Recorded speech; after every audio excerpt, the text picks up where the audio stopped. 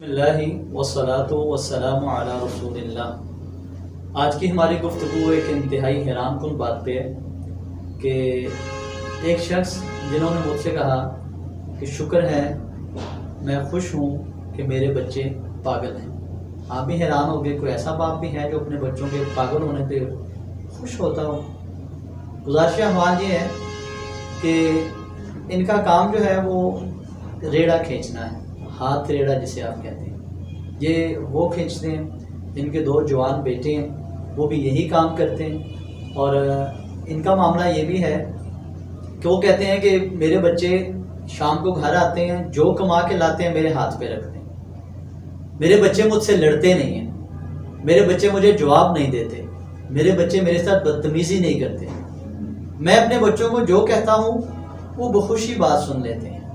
مجھے یہ بات سن کے انتہائی افسوس ہوا کہ شاید ہمارے وہ جوان بچے کہ جو عقل مند ہیں، جو ڈگریوں والے ہیں، جو جناب اپنے آپ کو کچھ مانتے ہیں اور بلندیوں پہ فائز ہیں اس وقت، لیکن اگر میں ان کے ماں باپ سے پوچھوں تو وہ خون کے آنسو روتے ہیں۔ میں نے یہ بات بھی کانوں سے سنی ہے کہ ایک والد صاحب مجھ سے یہ کہنے لگے، اے کاش میرے بیٹے پڑھے لکھے نہ ہوتے۔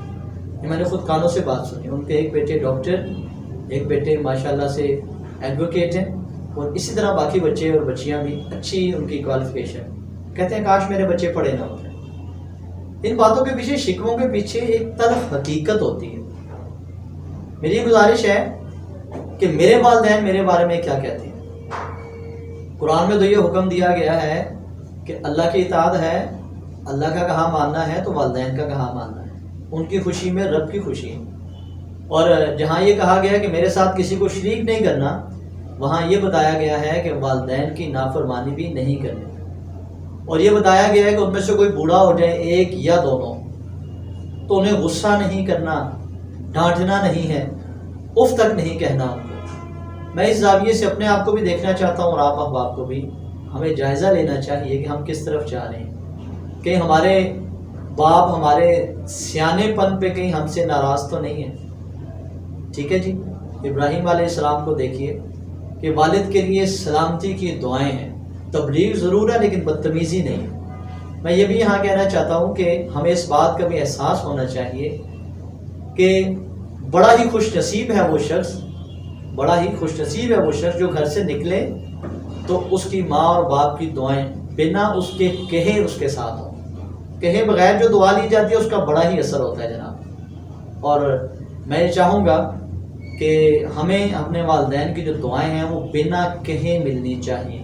اس کا طریقہ یہ ہے کہ میں ان کا دل خوش کروں، میں انہیں خوش رکھوں، میں ان کا کہا مانوں، جب تک کہ اللہ کی جو نافرمانی ہے اس کا مجھے نہ کہیں، کیونکہ قاعدہ ہے لا طاعۃ لمخلوق فی معصیۃ الخالق۔ جب تک وہ اللہ تعالیٰ کی نافرمانی کریں کہیں تو باقی معاملات میں ان کا ہمیں خیال رکھنا چاہیے۔